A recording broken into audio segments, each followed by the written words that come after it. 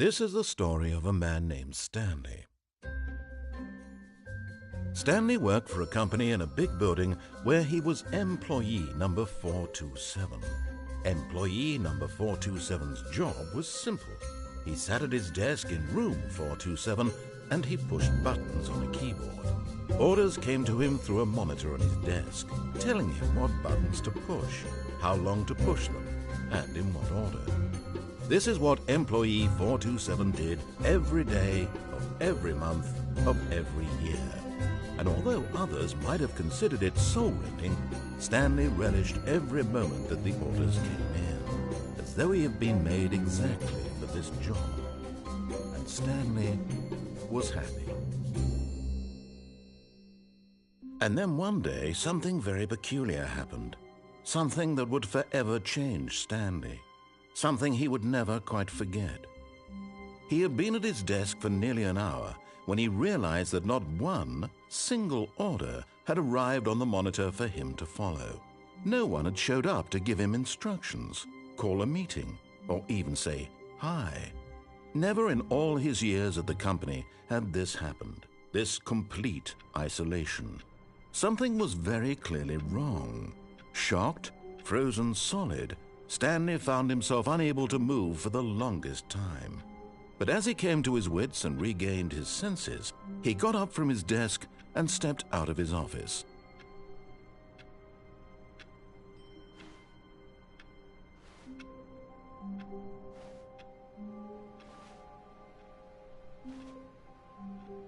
All of his co-workers were gone. What could it mean? Stanley decided to go to the meeting room. Perhaps he had simply missed a memo. No matter how hard Stanley looked, he couldn't find a trace of his co-workers.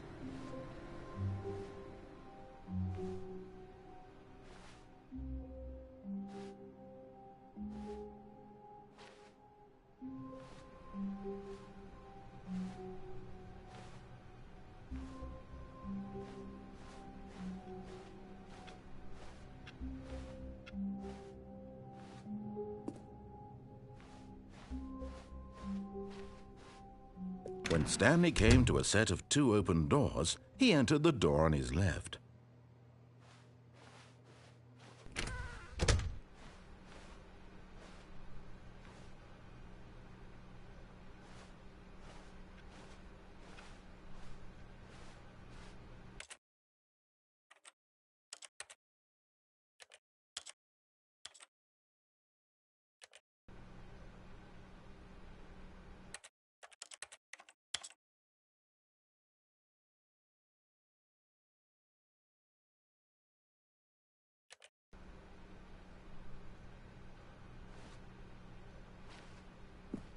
Yet there was not a single person here either. Feeling a wave of disbelief, Stanley decided to go up to his boss's office, hoping he might find an answer there.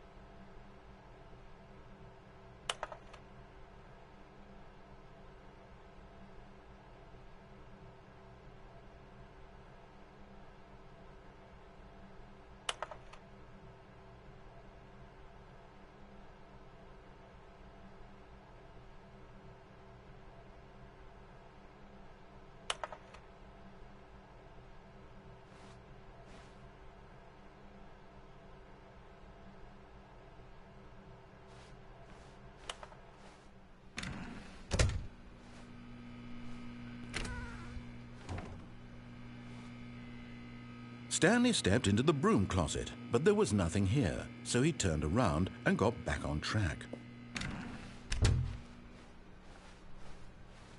Coming to a staircase, Stanley walked upstairs to his boss's office.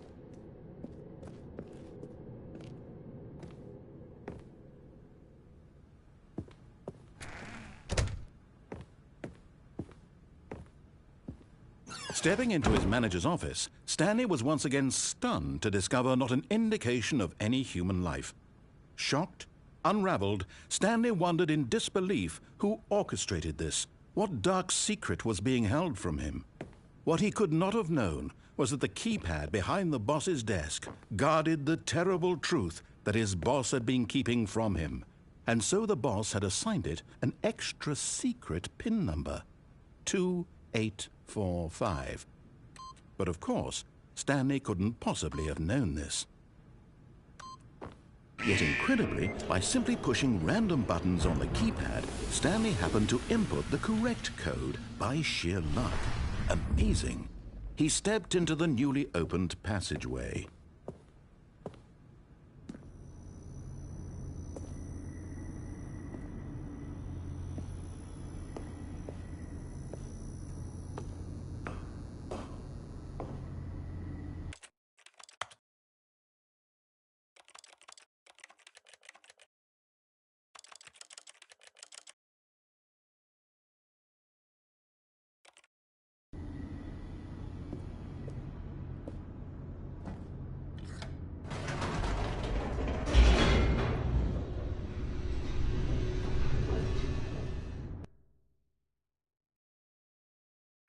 Descending deeper into the building, Stanley realized he felt a bit peculiar. It was a stirring of emotion in his chest, as though he felt more free to think for himself, to question the nature of his job. Why did he feel this now, when for years it had never occurred to him? This question would not go unanswered for long.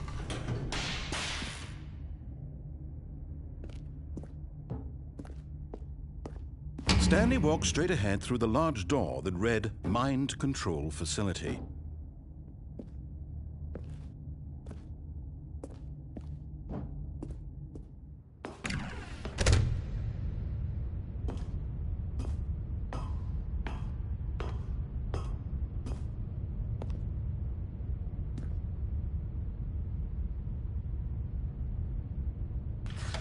The lights rose on an enormous room packed with television screens. What horrible secret did this place hold? Stanley thought to himself. Did he have the strength to find out?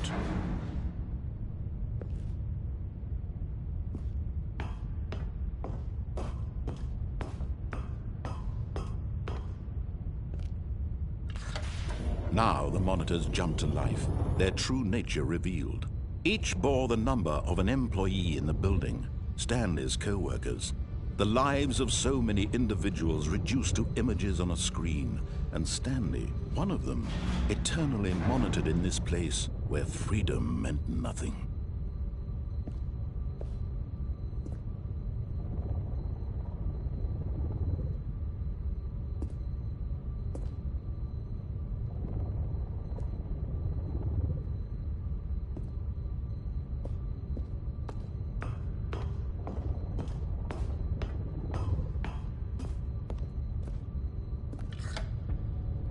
This mind control facility, it was too horrible to believe. It couldn't be true. Had Stanley really been under someone's control all this time? Was this the only reason he was happy with his boring job? That his emotions had been manipulated to accept it blindly? No, he refused to believe it. He couldn't accept it. His own life in someone else's control? Never! It was unthinkable, wasn't it? Was it even possible? Had he truly spent his entire life utterly blind to the world? But here was the proof, the heart of the operation.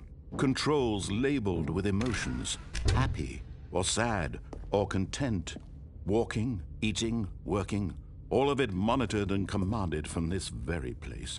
And as the cold reality of his past began to sink in, Stanley decided that this machinery would never again exert its terrible power over another human life, for he would dismantle the controls once and for all.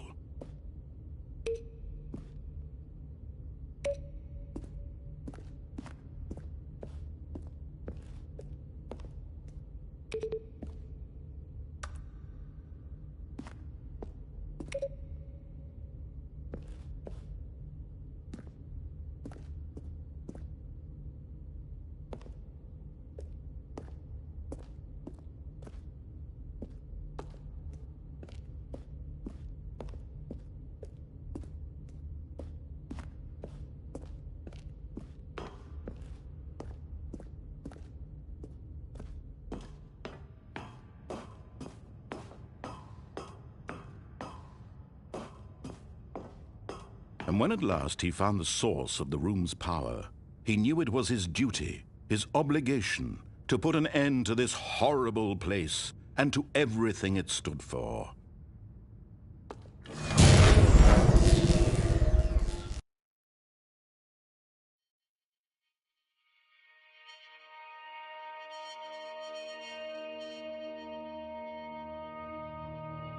Blackness and a rising chill of uncertainty. Was it over? Yes! He had won! He had defeated the machine, unshackled himself from someone else's command. Freedom was mere moments away. And yet, even as the immense door slowly opened, Stanley reflected on how many puzzles still lay unsolved. Where had his co-workers gone? How had he been freed from the machine's grasp? What other mysteries did this strange building hold? But as sunlight streamed into the chamber, he realized none of this mattered to him, for it was not knowledge or even power that he had been seeking, but happiness. Perhaps his goal had not been to understand, but to let go. No longer would anyone tell him where to go, what to do, or how to feel. Whatever life he lives, it will be his. And that was all he needed to know. It was perhaps the only thing worth knowing. Stanley stepped through the open door.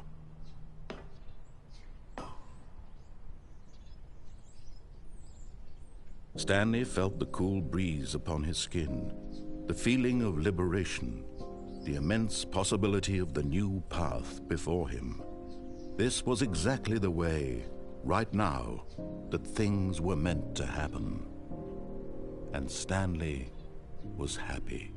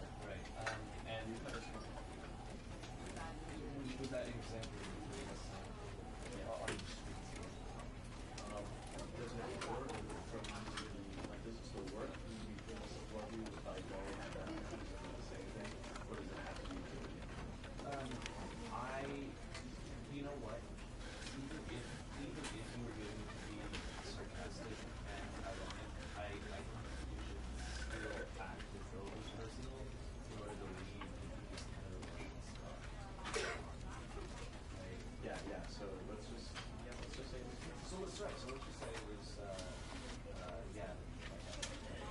Great. I know that you're the sex, not me. It was like, yeah, I'm glad you said that. Well, right. You know, because I wanted to put him down to be a better boss. Basically, right. And was that example you gave us? Are you sweet? Does it work from like does it still work? Do you feel support you if I go and do the same thing? Or does it have to be true? You know what? Even if you were going to be sarcastic and ironic, I think you should still act as though it was personal in order to leave the deepest kind of stuff. Right? Yeah. So let's just say this. So let's right. So let's just say it was, yeah. Great. I know that you're the sex, not me. It was like, yeah, I'm glad you said that. Well, right. You know, because I wanted to put him down to be a better boss. Basically, right. And was that example you gave us? Are you sweet? Does it work from like does it still work? Do you feel support you if I go and do the same thing? Or does it have to be true? You know what? Even if you were going to be sarcastic and ironic, I think you should still act as though it was personal in order to leave the deepest kind of stuff. Right? Yeah. So let's just say this. So let's right. So let's just say it was, yeah.